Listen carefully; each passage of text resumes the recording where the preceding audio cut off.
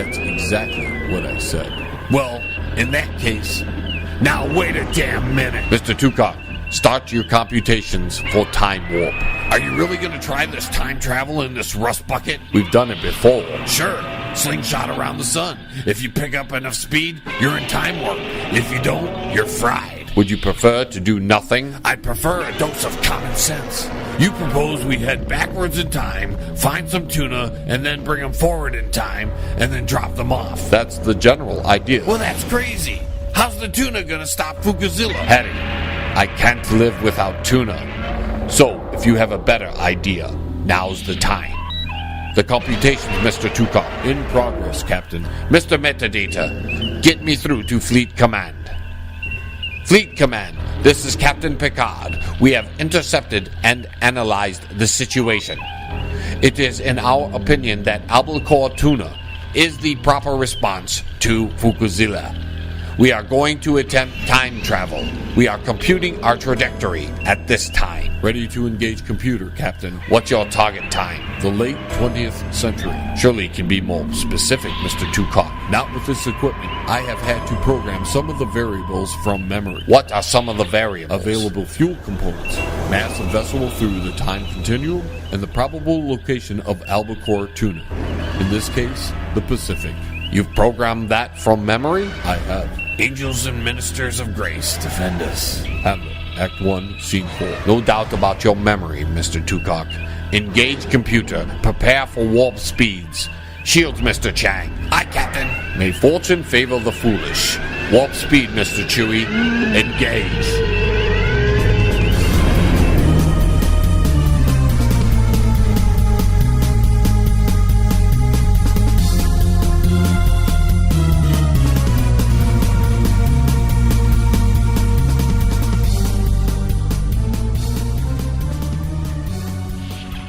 Braking thrusters fired, Captain.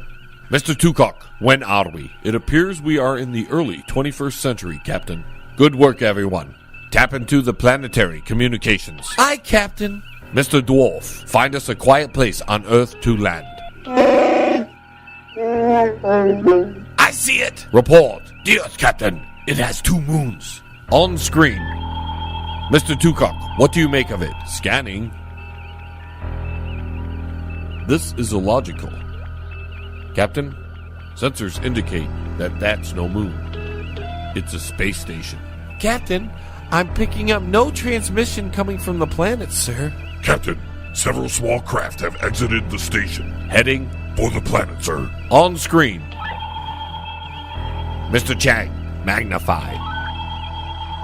Mr. Tukok, what are they? Unknown, Captain. The readings are very curious. Explain. They are cylinder pods that are intelligently guided, but there appears to be no life form readings aboard any of them, Captain. How many of them are there? 24,902 to be precise, Captain. It's an invasion. Mr. Chang, lay in and intercept course. Course plotted, sir. Mr. Chewie, engage at best possible speed. So much for the tuna. All hands, this is the captain. Battle stations.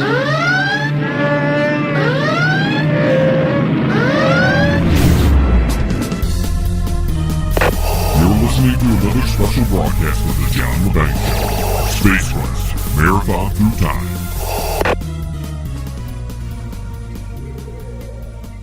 Come.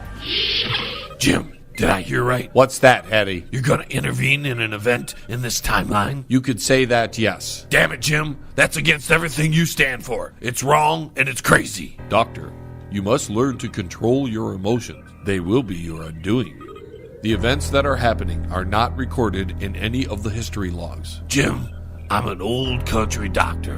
What the hell is this green-blooded mutant saying? Hattie, we're just as confused as you are. Nowhere in the history logs is there evidence the Earth was ever invaded. It's all rather fascinating. So what are you saying? This never happened? That's exactly what I'm saying. Well, that's crazy. How can something that never happened be happening then? That's what we're trying to figure out, Hattie. Only 2 logical answers are left. Well, give me the bad news. It appears that our presence has either altered this timeline, or we've entered an alternate reality. So what are you trying to say? Hattie, we might never be able to return to our timeline or reality. Go ahead. Captain, a vessel is now moving to intercept us. On my way. Gentlemen, time to go to work. I told you this was a bad idea. Look at it this way, Hattie. It might be your big chance to get away from it all. This ain't exactly what I had in mind. Captain on the bridge. Report. The craft has altered speed and is closing. Contact 2 minutes. Mr. Metadata, how long before communications range? 20 seconds, Captain. Mr. Chewie, decrease speed. Mr. Dwarf, stand by to raise shields. Aye, Captain. Mr. Chang, plot a parallel course. Course plotted, sir. Monty, it might be a good idea to boost power to the shields. Aye, Captain. Mr. Tukok, perform a discreet scan on the vessel. I want to know their defensive capabilities. Scanning. Coming into computer range now, sir. Open a channel. This is Captain James Picard of the United Empire spaceship. You are in violation of galactic treaty. I demand that you cease all activities and withdraw. Jim, there's no galactic treaty in this time period. Well, I wanted to sound convincing. No response, Captain. Captain, I am unable to ascertain the defensive capabilities of the alien craft. Sensor readings indicate minimal life aboard. Captain, we have a message coming in. On screen. We are the Sordos. Resistance is futile. Transmission ended, Captain. Well then, What do you suggest now, Captain, sir? Mr. Metadata, open a channel. I repeat, this is Captain James Picard of the United Empire of Earth. Withdraw from this sector or I will be forced to take stronger measures. No response, Captain. Okay, we're gonna do this the hard way. Raise shields. Captain, I'm getting a strange reading from the enemy vessel. Report! They have locked on a tractor beam, Captain. Captain, the beam is draining our shields. Confirmed. The shields will be down in 18 seconds. Locate the source of the tractor beam and lock phases. Phases locked, Captain. Fire! They still have us. Shields down, Captain. A type of beam is slicing into the hull. They're carving us up like a 20th century surgeon. Use whatever force necessary to terminate that beam. Fire when ready.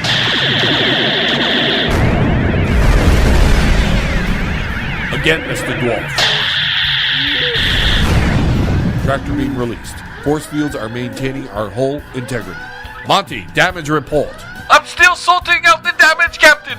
But there is no way I can get the shields back up. All sections report no casualties, Captain. Wrong. There are casualties, Captain. My wits. Captain, we are being scanned. I see it. Report. Some craft have exited the station and are heading this way, sir. Mr. Tukok, scanning. It appears to be an attack squadron, closing fast. Monty, I need those shields. No way possible, Captain. Mr. Dewey, evasive pattern, Nimoy Alpha. Captain, a large cylinder-shaped vessel has also exited the station and has joined the pursuit. Options, there is the asteroid belt at heading 832, Mark 6. Lay in that heading and engage.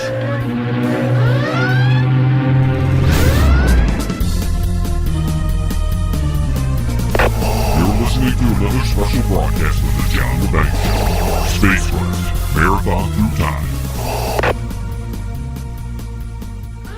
Captain's log, stardate 041215.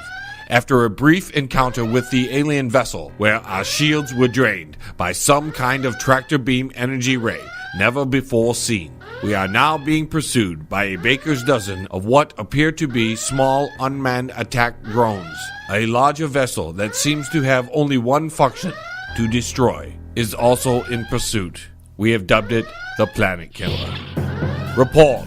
Contact in 10 seconds. Mr. Dwarf, arm torpedoes. Torpedoes armed, Captain. Steady. Now, Mr. Dwarf. Direct hit. Fire.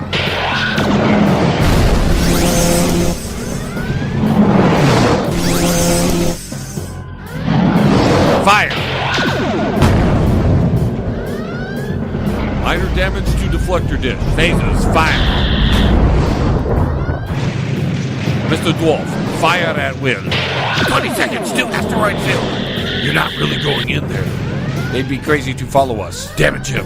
The possibility of successfully navigating an asteroid field is approximately 3,720 to 1. Never tell me the odds. Captain, I'm picking up an energy buildup from the planet killer. What do you make of it? I surmise it's a weapon preparing to fire. Monty, status on those shields. It'd be easier if you'd make less bumps, Captain. I need a few more minutes. We don't have a few minutes. Too late.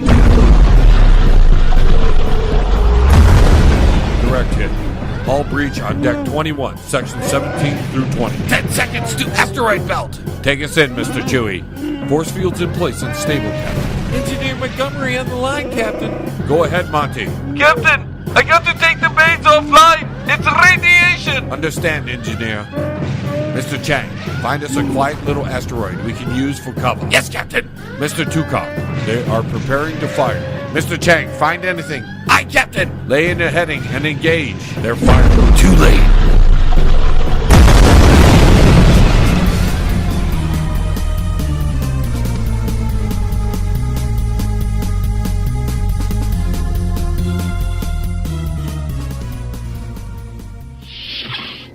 How's he doing, Hattie? Not good, Jim.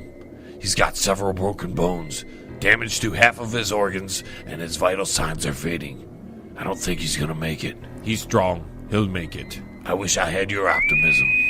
Captain, I'm picking up a signal coming from Earth. What kind of signal? Old Morse code, sir. Are you sure? Positive, Captain. I'm on my way. Take care of him, Hattie. That's my job. Hang on, Tukok. Hang on.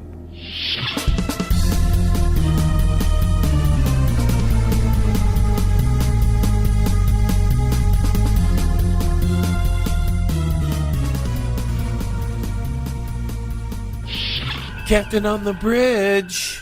Report. There's no doubt, Captain. It was a directed signal carried on some form of radio wave, sir. This is damn peculiar. Do you have a fix on the target of the radio wave? It appears to be directed at a neighboring solar system, sir. Sector 444-8919. Engineer Montgomery on the line, sir. Go ahead, Monty. Main power has been restored to 80% of the ship, Captain. Shields are back online, but I don't know how long they will last, and the phaser banks are fully recharged. Can you give me warp speed? Barely, sir. I don't suggest exceeding warp 2. So noted. Captain out. Mr. Chewie, I have a special assignment for you. Take a shuttle and find out where that message is going to. Mr. Chang, lay in a course back to Earth. Captain? You heard me, Mr. Chang. Course plotted, sir. As soon as Mr. Chewie is away, take us out, Mr. Chang. Aye, sir.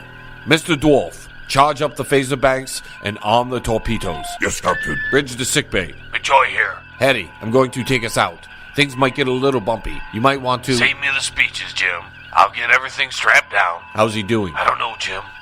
1 minute he's up, the next minute he's down. There's really nothing more I can do at this point. Keep me updated. Will do. Captain out. Mr. Chewie online, sir. Go ahead, Mr. Chewie. Acknowledged. And Mr. Chewie, make it fast. Shuttle is leaving the ship, Captain. Shuttle is clear. Close shuttle bay doors. Take us out, Mr. Chang. Aye, Captain.